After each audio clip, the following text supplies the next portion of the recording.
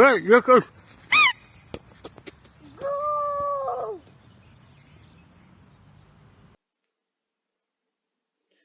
Сәлем достар, бүгінгі сабағымыз автоматтандыру және басқарудың техникалық құралдары деген пәннен арналады. Тақырыбымыз автоматты басқару жүйелерінің техникалық құралдарының типтік құрамы, яғни классификациясы. Кеттік.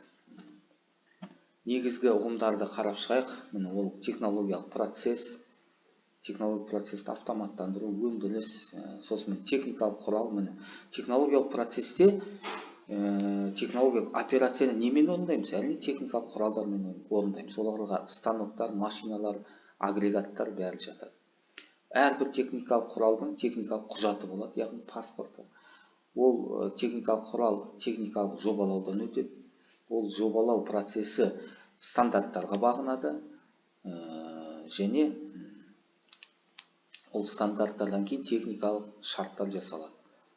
Бұл жерде проблема сопряжение болады дейді. Әртүрлі құрылғыларды біріктіру үшін сопряжение, біріктіру мәселесі бар. Оны қазір айтып шығамын.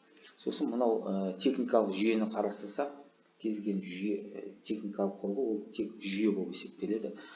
Ол немесе құрылғы, немесе қондырғы болады. Оны схема арқылы сипаттаймыз. Оның ішкі функционал блоктары бар, элементтер, деталь, бөлшектері бар, тағы басқа. Сосын мынандай құрылғылар бар. Кеттік енді. Міне, ұғымдарды айтатын болсақ, құрылғы дегеніміз не? Жалпы техникалық жүйе дегеніміз не?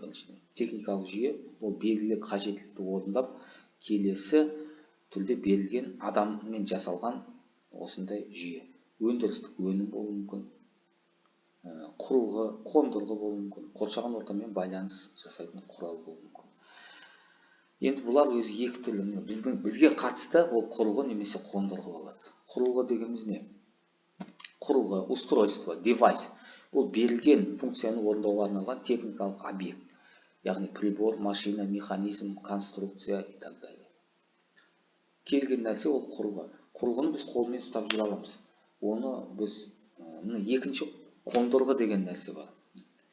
Енді құрылғыны электроникада тағы да басқаша сипаттама бергенде бірлік конструкция, блок ретінде құрайтын элементтердің жиынтығын айтамыз.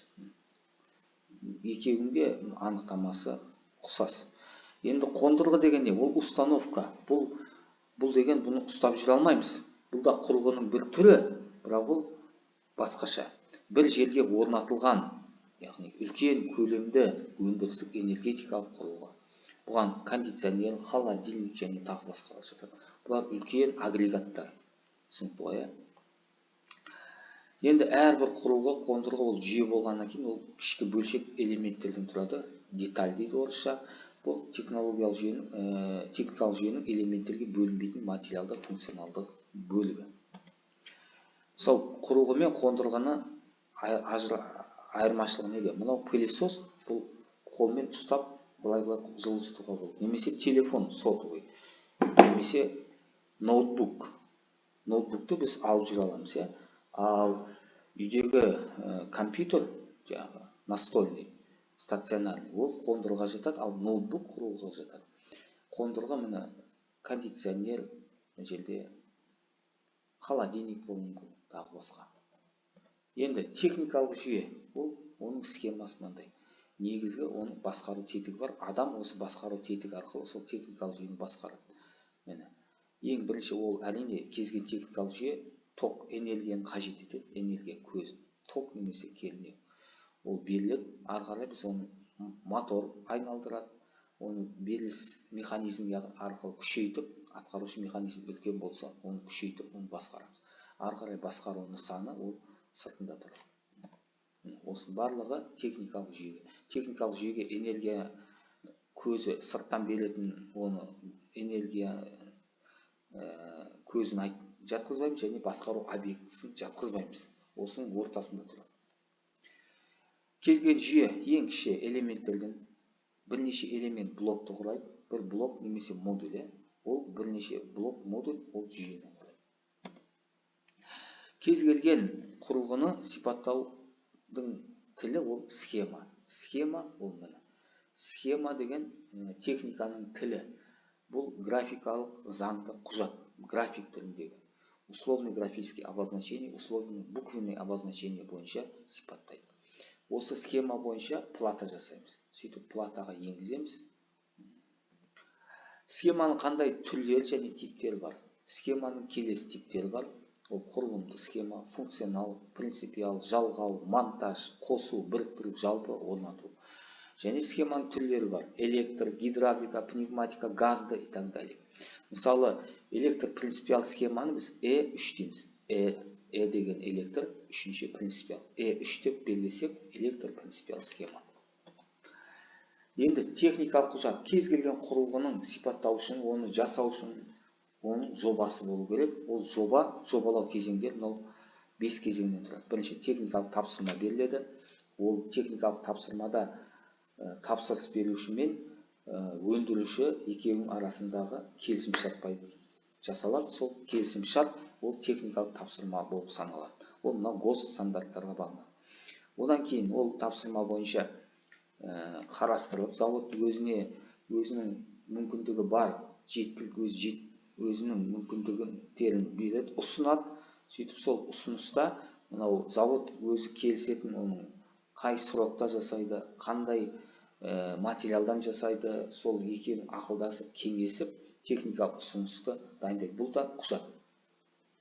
Осы екеуі болғаннан кейін уже нақты өндіріс неге конструкторлық бюроға жіберіледі.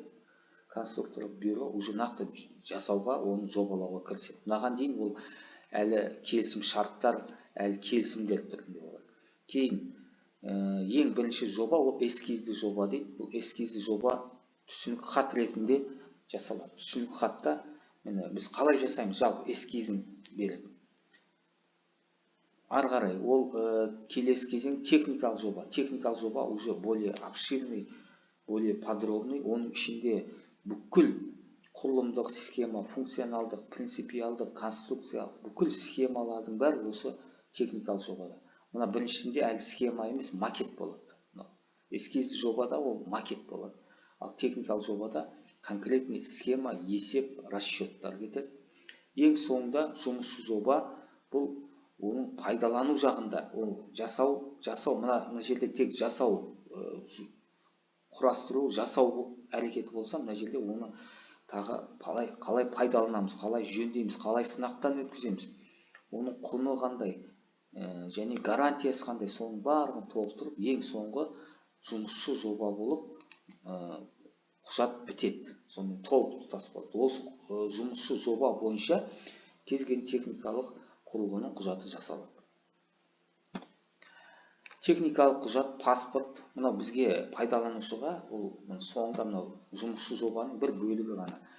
Қалғандары, мынау қалған төртеу заводқа, заводқа ғой бәрі өзі өндіруші жасаса, ал мынау пайдаланушыға сыртқа. Оның мына ішкі технологиялық схема, функционал схемалары онша қажет жоқ. Олар тек қана пайдалану ережесін білсе болды. Пайдалану ережесі туралы айтып жатырмын. Оның ішінде мыналар қарастырылады. Негізгі қызметі, функциялары, қауіпсіздік ережесі, сервистік қызмет, яғни жөндеу, гарантия, техникалық сипаттамалары, оның қай режимде, температурный режим, токовый режим, напряжение, мощность, қандай режимге шыдайды, надежность, тағы басқа. Оның схемалары, енді бұның барлығын айтпаймыз. Негізгі пайдаланушыға қажетті схемалары жеткілікті. Сосын орнату ережесі, әрине, қалай оны орнатамыз? Пайдалану инструкциясы. Мысалы, мына жерде газовый котелдің инструкциясы. Сол руководство екеуі бір. Енді АБЖ-ның классификациясын айтып шығайын. Ол 3 деңгейге бөлінеді. Бұл классификация функционалдық жағынан классификация. Қазір мен ақпараттық жағынан тағы бөлек 3 деңгей болады.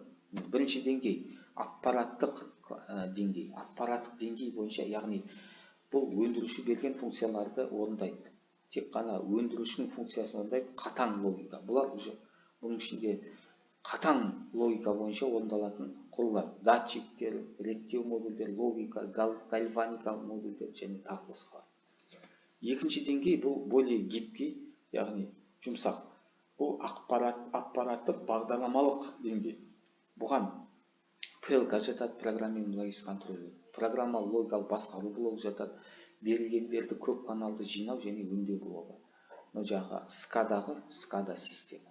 Соның барлығы мынау бұл интеллектуалды есептерді икемді басқаруға арналған блок. Бұл жерде жұмсақ логика. Үшінші деңгей жалпы жүйелік общий система. Бұған байланыс модулі жатады, модем, роутер, жад модулі, авариялық құрылғылар, оператор пульті өте қажетті. Ашылмай сигнализация жатады. Енді мынау классификацияда өте кеңінен қолданылады. Бұл ақпараттық принцип бойынша бөлінуі. Бүкіл техника құралдары. Бірінші, ол басқару нысаны туралы ақпарат алу құралдары. Датчиктер, яғни басқару нысанында қандай технологиялық параметр осылар арқылы аламыз. Екінші, алғашқы аппаратты түрлендіру құралдары. Бұл жерде түрлендіреді. Алғаннан кейін ол кодтау жасалады, нормализация жасалады, гальванический развязка жасалады. Үшінші, ақпаратты өңдеу, түрлендіру және сақтау құралдары. Бұл компьютер ішіндегі алгоритмдер, программалар жатады. Төртінші, ақпарат түрлендіру және тасымалдау, жеткізу құралдары. Оған атқарушы механизмге дейін жеткізу модулі жатады. Яғни байланыс құралдары да кіреді ғой. Келесі, күшейту, орындаушы құралдар, күшейткіштер, жетектер, берілістер, трансмиссия. Ең соңында алтыншы, атқарушы реттеу құралдар. Бұған регуляторлар, транзисторлық, кілттер, релейлер, тағы басқалар жатады. Енді мен айттым, негізгі проблема әртүрлі құрылғыларды біріктіру. Олар әртүрлі физикалық, логикалық, каналдық деңгей, жетік деңгей бар ғой, осының. Сол жеті деңгейде бәрін біріктіру үшін олар бір тілде сөйлеу керек қой, былайша айтқанда.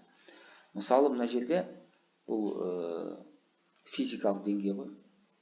Ток бойынша біріктіру үшін, мысалы, 0-мен 5 ампер, миллиампер.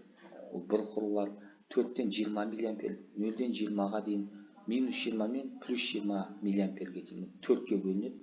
Әр миллиампер үшін, ток үшін өзінің кернеуі, жиілігі бар. Кеңінен қолданылатын 4-пен 20 миллиампер. Бұлар егер үзілсе, бұны табу оңайда. Бұған әртүрлі құрылғылар кеңінен жасалған. Қосымша есептеу құрылғылары, өлшеуіш приборлар көбінен жасалған. Осындай біріктіру гальванический развязка дейді ғой, орысша сопряжение дейді. Бұл өте үлкен проблема. Жақсы, міне енді пайдаланған әдебиеттер, Старостиннің өте күшті кітабы бар, технические средства автоматизации и управления деген өте күшті кітап. Эдемскийдің кітабы бар, электрический схема систем автоматики деген бүкіл схемаларды классификация жасаған. Сосын мен өзімнің каналым бар, осыны пайдалансаңдар болады. Жақсы.